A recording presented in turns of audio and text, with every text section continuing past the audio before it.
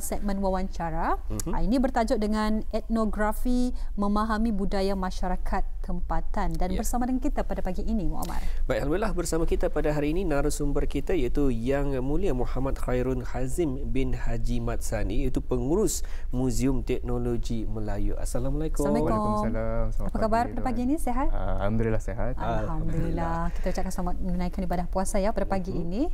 Okey, baik. Mungkin untuk pertamanya ya Muammar. Baik, untuk pertamanya ramai yang ingin mengetahui. Saya sendiri juga ingin mengetahui apakah sebenarnya maksud etnografi ini. Okey. Alhamdulillah. Bismillahirrahmanirrahim. Etnografi ini mungkin ramai yang dah mengetahui maksud nama etnografi ini. Secara umumnya etnografi ini, etno bermaksud bangsa, grafi bermaksud lapangan kajian. Jadinya boleh dikombine lapangan kajian bangsa. Etnografi adalah salah satu cabang di bawah antropologi yang memfokuskan kepada kajian lapangan mengenai masyarakat. Kalau etnografi yang memfokuskan kepada suku bangsa atau bangsa di dalam sebuah masyarakat. Jadinya dalam konteks Brunei, kita ni memfokuskan kepada 7 puak yang mulai Brunei, Kedayan, Tutong, Belait, Dusun, Murut dan Bisaya.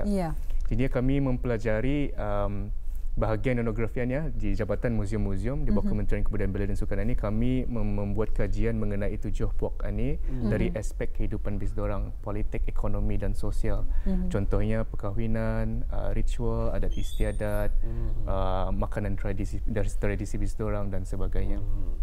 Jadinya bahagian etnografi ini telah pun wujud sejak 30-40 tahun yang dahulu. Sejak 1978 di bawah Jabatan Muzium-Muzium berdamping dengan bahagian ilmu kejadian ataupun Englishnya natural history yang memfokuskan kepada kajian mengenai flora dan fauna. Kemudian we also have kami juga mempunyai bahagian arkeologi yang memfokuskan kepada kajian kaji purba. Jadinya di sini kami sebagai etnografi kami memfokuskan kepada kaji bangsa. Telah wujud sejak 1978 itu peranan kami untuk membuat penyelidikan dalam aspek kebudayaan di negara Brunei Darussalam. Seperti mana kita ketahui bila sebut muzium, kita ni ada hubungannya dengan artifak-artifak negara. Jadinya segala artifak-artifak negara yang kita ni jumpai dari duluan ni, kita ni mungkin banyak yang kita ni ketahui punya latar belakangnya dan sebagainya. Jadi kami berperanan sebagai bahagian etnografi di bawah Jabatan Muzium-Muzium ini untuk memastikan setiap artifak yang ada tu mempunyai nama, mempunyai peranan, mempunyai fungsi, mempunyai cerita di sebaliknya. Jadinya kami memainkan peranan untuk menyelidik kebudayaan yang material dan juga non-material. Maksudnya tu kalau non-material contohnya tarian, perkahwinan, ritual. Kalau material, artifak-artifak yang ada. Baik. Jadi kalau kita dengarkan bersama, etnografi ini ianya berpecah kepada banyak cabang antaranya masakan dan sebagainya. Jadi berapa ramai yang pada ketika ini sedang melakukan kajian bagi lapangan budaya masyarakat tempatan kita ini? Kalau di bahagian etnografi, saya sebagai selaku ketua bahagian dan juga ofis kami di Muzium Teknologi Melayu, pejabat kami. Jadi di bawah pejabat kami mempunyai penyelidik dalam pegawai 2 orang, kemudian penolong penyelidik dalam 3 orang, pembantu muzium 3 orang, attendant dewan yang bertanggungjawab dalam menjaga bahan-bahan artifak di sana, keseluruhan dalam 26 yang bertanggungjawab dalam pengurusan Muzium Teknologi Melayu dan juga menjalankan operasi di bahagian etnografi. Kami juga bekerjasama rapat dengan agensi-agensi lain, contohnya ketua-ketua puak, dusun, kedayan dan sebagainya untuk menjalankan kajian-kajian yang berterusan. Kemudian kami juga bekerjasama dengan Universiti Brunei Darussalam, tempatan-tempatan, institusi tempatan, contohnya Akademi Pengajian Brunei di UBD. Betul sekali. Jadi ini mempermudahkan lagi bagi penuntut-penuntut mahasiswa dan juga mahasiswi untuk membuat rujukan mengenai dengan pembelajaran mengenai dengan aspek Brunei Dan yang soalan seterusnya ni, mengapa penting untuk kita ni memahami etnografi dalam memahami budaya dan masyarakat tempatan, dan adakah ianya ni sama sebahagian daripada antropologi? Sebenarnya etnografi adalah di bawah cabang antropologi dan sosiologi, sebuah kajian lapangan untuk memudahkan kami menjalankan memahami masyarakat tempatan dengan cara participant observation, kemudian interview dengan orang-orang kampung, orang-orang tempatan. Kemudian kenapa pentingnya etnografi dalam kehidupan kita ni? Kerana dari sana kita ni dapat mempelajari masyarakat tempatan. Di sana kita dapat memahami perangai manusia. Kenapa kita ni adat perkahwinan kita ni macam mana? Betul. Kenapa adat perkahwinan Indonesia macam mana ataupun Malaysia macam mana? Kenapa Brunei macam mana? Jadi dari sana kami cuba memahami dari aspek sejarahnya, latar belakangnya, siapa masyarakatnya, persekitarannya, environmentnya dan sebagainya. Macam mana dari sana juga kita ni dapat lihat intelek sesebuah masyarakat atau. Baik, kita di RFI Pagi pada hari ini berkesempatan untuk menyaksikan gambar-gambar lama. Jadi mungkin dapat Muhammad Khairun sendiri kongsikan apakah sebenar cerita di sebalik gambar ini. Gambar ini adalah sebuah gambar yang dulu yang memfokuskan kepada aktiviti ritual orang dusun yang dulu-dululah. Bagi puak dusun ya. Bagi puak dusun. Dan ada seterusnya juga gambar telah pun ini adalah gambar kajian yang dilakukan oleh pegawai dan kaki tangan yang dulu 1960s, 1970s. Masih lagi disimpan. Ini juga gambar lapangan kajian etnografi di sebuah rumah panjang puak dusun yang diketuai oleh kurator etnografi, mantan kurator etnografi dahulu. Ini juga adalah sebuah gambar yang membuat kajian.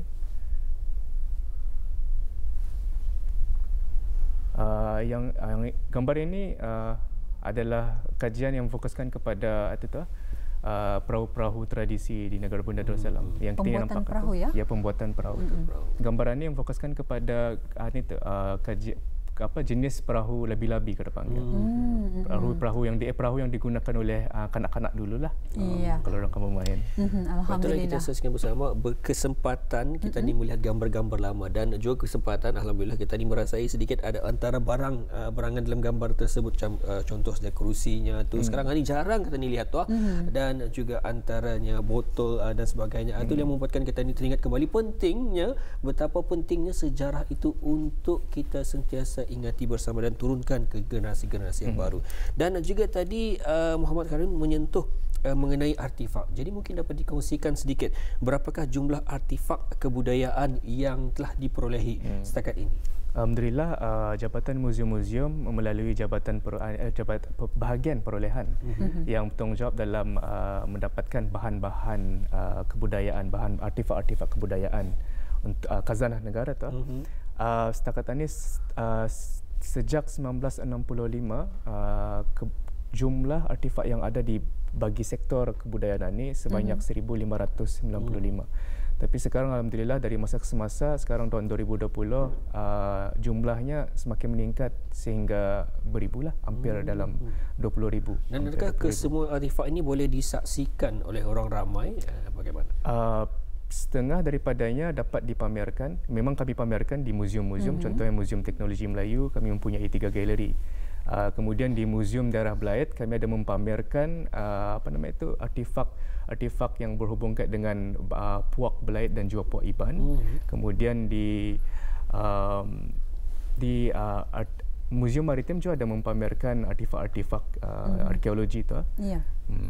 Ya, dan mungkin dapat dikongsikan juga ni mengenai dengan kajian-kajian yang mungkin pada masa ini sedang dijalankan ataupun yang telah dijalankan ni oleh bahagian etnografi, dan mungkin apakah antaranya kajian-kajian yang dilakukan setakat ini? Alhamdulillah setakat ini kami menjalankan kajian-kajian yang berhubungan dengan kebudayaan. Contohnya pada masa ini kami menjalankan kajian mengenai adat kelahiran masyarakat Brunei, Tujuh Puak.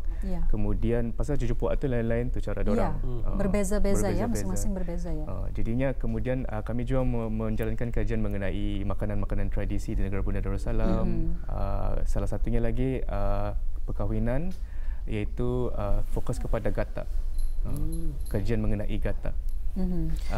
Kalau Kalau kajian-kajian dulu dari since 1960s, 70s kami ada menjalankan kajian yang dulu di mana ada yang diterbitkan, ada yang belum diterbitkan. Jadinya memang banyak yang belum diterbitkan yang mungkin orang ramai boleh bersama-sama bekerjasama untuk menjalankan aktiviti kajian. Baik, menyentuh tentang penerbitan buku ini dan awal di Rampai Pagi dikongsikan di pagi ini disediakan oleh Wang Muhammad Khairun sendiri ada dua buku. Jadi mungkin dapat dikongsikan oleh Khairun sendiri. Ini antaranya yang sudah pun diterbitkan yang telah pun dihasilkan oleh kurator bahagian etnografi yang sebelumnya ya. Mungkin dapat diceritakan sedikit ni mengenai dengan dua naskah buku ini. Buku yang Budaya Masyarakat Dusun ditulis oleh mantan kurator etnografi Pudano Bincin, salah seorang kurator ataupun pengurus Muzium Teknologi Melayu yang sebelumnya yang aktif dalam penulisan. Beliau sering membuat kajian dalam puak dusun. Di buku-buku tersebut memfokuskan kepada kehidupan harian dan kehidupan budaya masyarakat dusun. Contohnya perkahwinan, kemudian tamaruk dan sebagainya. Dan buku ini dalam bahasa Inggeris dan juga bahasa Melayu. Jadi mudah difahami kepada orang alam dan juga ini dapat dibuat kajian oleh orang luar sendiri ya. Malah juga bagi buku ini pula. Yang ini Bedil diterbitkan pada tahun 2012. Penyusunnya adalah Pudano Bincin dan juga Puasa Khamis. Buku tersebut memfokuskan kepada bedil seperti ukiran-ukiran bedil, fungsi bedil, sejarahnya, latar belakangnya dan sebagainya. Dan kalau kita sentuh mengenai bedil ini di negara Brunei Darussalam sendiri, disebabkan buku ini tebal, jadi berapa banyak bedil yang telah pun dihasilkan di negara Brunei? Jenis bedil. Jenis bedil itu ada bermacam-macam jenis bedil. Ukirannya boleh nanjua. Pembuatannya dari dulu sudah kan, jadinya memang muzium berperanan untuk menyimpan barang-barang yang berhubung kait dengan khazanah negara ni. Betul. Jadinya memang banyaklah di negara Bunda Darussalam ini sebenarnya menyimpan. Jadi mungkin ada antaranya yang mungkin ingin merujuk mengenai dengan bedil ya, khazanah Ristaan Brunei ni antaranya ya naskah buku yang telah pun dihasilkan oleh mantan kurator bahagian etnografi yang telah pun sudah pun bersara ya. Dan mungkin dapat ada saksikan di Kaca TV sekarang ini antara jenis bedil kadang-kadang mustahil. Mungkin dapat dijelaskan mengapa bentuknya sedemikian. Ya, banyak pengaruhnya. Sebenarnya ukiran-ukiran Cimania ni lebih kepada pengaruh pembuatannya. Contohnya pengaruh daripada Cina, pengaruh daripada Arab. Sejarah-sejarahnya dulu contoh ini adalah buatan daripada buaya. Jadi ini hasil daripada pembuatan Cina atau pembuatan Melayu tapi mempunyai pengaruh daripada Cina. Dan adakah semua ini adalah sebagai perhiasan ataupun ianya dapat dipakai? Bila sebut tentang artefak, fungsinya berubah dari masa ke masa. Contohnya dulu fungsinya adalah untuk senjata.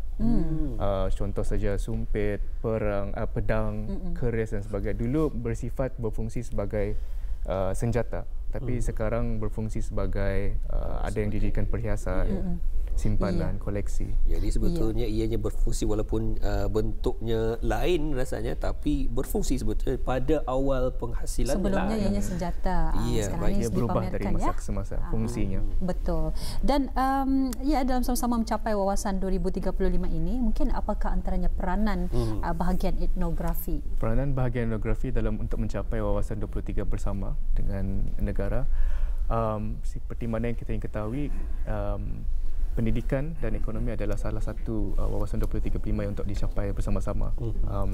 Kalau dari aspek kemuziuman, institusi kemuziuman adalah institusi yang berhubung dengan pendidikan.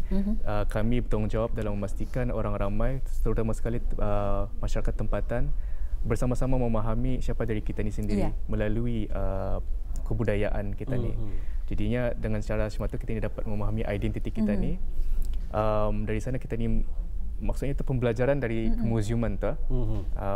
Kalau kita ni memahami diri kita ni yang dulu-dulu, yang dari sejarah kita ni, kebudayaan kita ni, secara tidak langsung kita ni dapat meningkatkan ilmu pengetahuan kita ni, ilmu pengetahuan tempatan. Kemudian kedua, untuk since kita ni dealing sama pelancongan, indirectly sayang kita ni meningkatkan mutu, kualiti tempat-tempat penarikan di Brunei, contohnya muzium. Kita ni menolong sektor pelancongan untuk meningkatkan sektor ekonomi. Alhamdulillah.